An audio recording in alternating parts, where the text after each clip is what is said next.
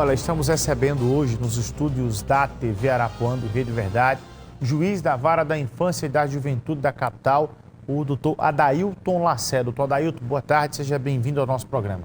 Boa tarde, Bruno. Boa tarde a todos que nos assistem nesse momento. E começar por a polêmica do momento, que tem sido um assunto nacional, e aí a gente tem acompanhado até entrevista de alguns juízes que lidam nesse campo de promotores e também de advogados, em relação à questão da polêmica do bebê reborn. Para quem está em casa que não sabe o que é o bebê reborn, que são bonecos feitos de silicone, de um material específico, hiperrealista, que é semelhante a uma criança, mas só semelhante no formato, não tem nada a ver com criança. E tem muita gente tratando isso como se fosse um filho e buscando benefícios. Doutor Adailton, como é que a justiça, a vara especializada na infância e juventude, acompanha tudo isso? Pois é, nós acompanhamos com muita preocupação, porque é fato que isso vai ser uma demanda que vai desaguar no judiciário. Não efetivamente como uma adoção, porque jamais alguém vai fazer adoção na justiça de um boneco, de um artefato de silicone, né, que guarda sensível semelhança com uma semelhança. Mas, infelizmente, essa demanda pode cair no judiciário como um objeto de partilha. O casal comprou um bebê reborn que custa de um valor muito alto, que vai de R$1.000 a R$10.000, e aí ele se separa, e com quem vai ficar aquele objeto? A partilha, não guarda, a partilha do objeto. Ficar com o marido, com a mãe, essa discussão, evidentemente, que vai cair na mão do judiciário, que é quem é que vai decidir sobre isso. Mas, repito, a adoção de bebê reborn nem se cogita, porque isso não existe. Eu não sei até que ponto isso é uma brincadeira das pessoas, ou se estão fazendo isso para ganhar popularidade nas redes sociais, ganhar like, mas enfim, o judiciário, infelizmente, vai ter que enfrentar esse tipo de problema. Então, só para ficar claro, o entendimento da justiça é que isso é tratado como um objeto, como um telefone, uma moto, um carro, a partilha de um carro. Se alguém adquirir, um casal tem separação, se for para dividir, isso é um objeto. Exatamente, é um objeto como qualquer um, como um refrigerador, uma televisão, e não uma criança. Quem está tratando o bebê reborn como criança, eu acho que isso é um problema que precisa ser estudado aí pela saúde pública. Na visão do senhor, enquanto magistrado, que há 13 anos tem atuação nesse caso da infância e da juventude, de alguns casos que não são casos tratados como brincadeira, e sim alguém que leva isso, desenvolve ali um sentimento. O que provoca isso nessa pessoa, hein? Possivelmente pode ser uma carência de afeto muito grande, né? Essas pessoas precisam de tratamento. Se está levando isso a sério, porque eu às vezes fico na dúvida se essas pessoas estão brincando com a gente, se estão brincando de boneca, se remetendo àquela infância quando as meninas brincavam, ainda brincam de boneca, mas aí é brincadeira. Mas querer levar para médico, ter primazia em fila de supermercado, eu fico até pensando, será que isso é brincadeira? Se não estão gozando com a gente? Né? É a dúvida que me resta. Para quem usa esse tipo de situação para obter algum tipo de vantagem, como o senhor bem falou agora, alguém que pega esse pedaço de plástico, trata como uma criança, aí chega e quer uma fila preferencial. Não vou nem tratar em questão de médico, porque eu acho que isso não é nem questão de ser levado a sério, mas buscar uma fila preferencial. Isso é o crime, doutor? Não caracteriza crime, mas é um ato que não deve ser levado em consideração. Então, se está em um supermercado, em uma fila de banco e usou a fila preferencial, ela deve sim ser chamada a atenção, as pessoas ali, a segurança deve retirá-la e dizer não. A senhora ou o senhor, isso aqui não é um bebê, portanto o senhor não tem, ou a senhora não tem preferência de ficar aqui. A não ser pela idade, pode ser um idoso, tudo bem, fica por ser idoso. Mas pelo fato de estar com um bebê reborn, quer dizer, um boneco, um artefato de plástico, querendo se passar, evidentemente que não deve ser levado a sério. Agora, deixando de lado esse mundo fantasioso que tem sido tratado aí com tanta ênfase nos últimos dias, do mundo real, da vida nossa de cada dia, como é que funciona o processo de adoção, a legislação brasileira, para quem está em casa agora, que tem aquela dúvida, e no Brasil tem adoção legal, como é que funciona tudo isso? Olha, hoje, qualquer pessoa acima de 18 anos, ela pode adotar, desde que seja 16 anos mais velha do que a criança ou adolescente que ela pretenda levar. Então, você procura a Vara da Infância e Juventude, se submete a um processo de habilitação, passa por um curso preparatório de adoção, se inscreve no Sistema Nacional de Adoção e Acolhimento do Conselho Nacional de Justiça, que é o antigo cadastro, é uma fila nacional. Depois, quando a criança aparece, a Vara da Infância e Juventude faz o contato com você e você ingressa com a ação de adoção. Então, aí, essa fila demora? Sim, a depender do perfil que você escolher.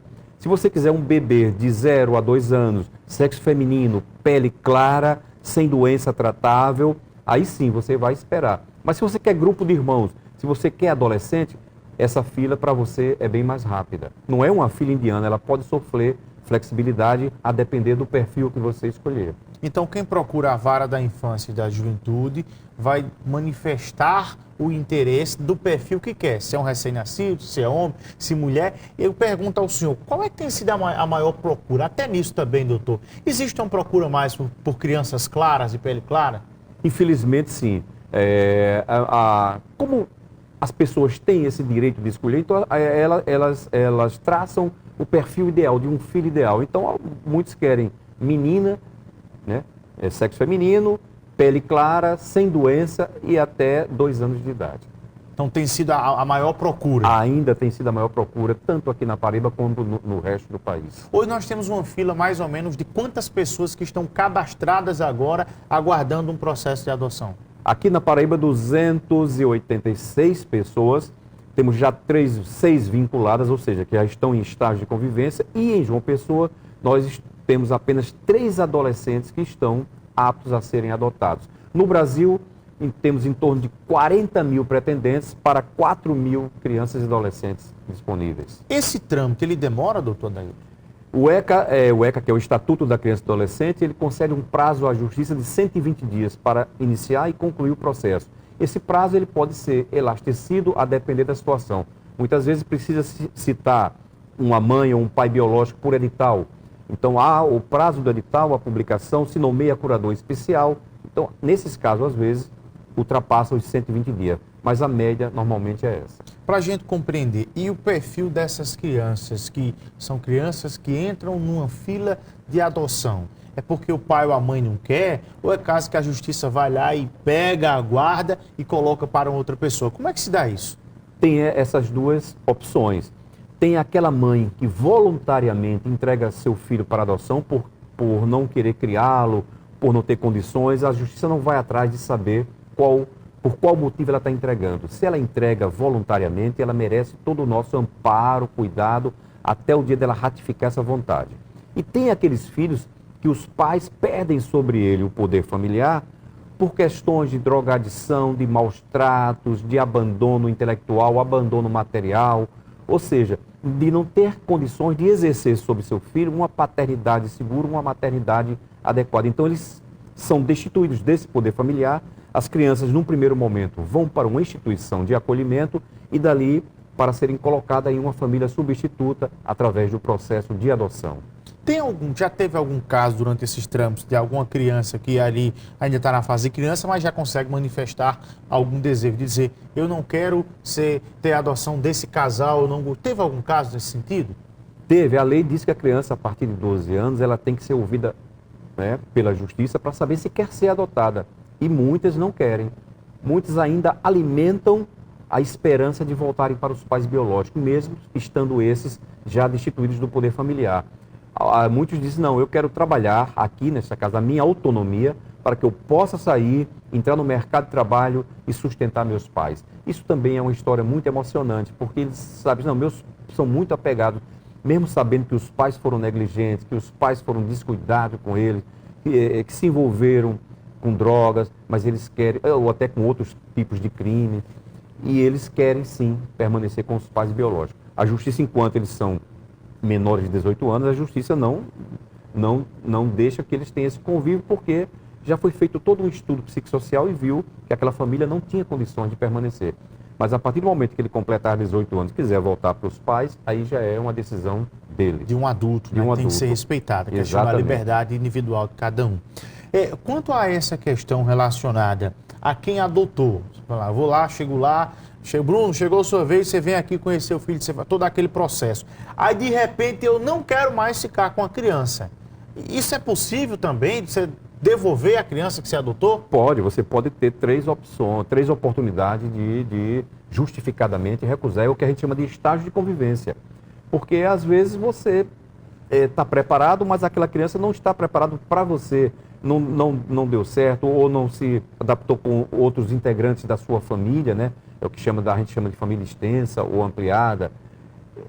E você não era aquilo que você esperava quando passou a conviver. Então você pode chegar e dizer, olha, não deu certo, eu quero continuar aguardando uma outra criança. E você continua na fila até chegar.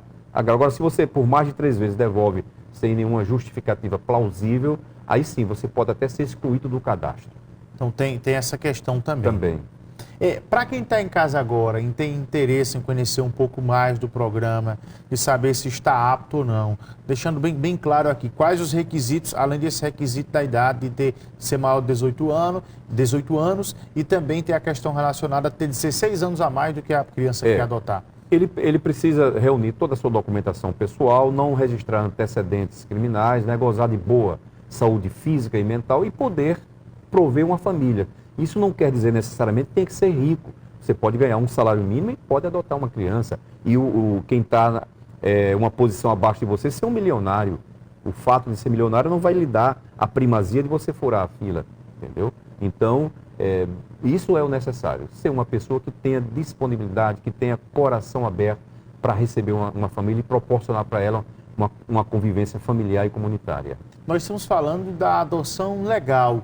Mas tem também, a gente sabe, muitos casos, isso é muito cultural no interior, alguma criança que nasce, a mãe não quer, dá ao vizinho, dá à tia, dá ao primo, dá ao irmão. Isso aí, isso é crime?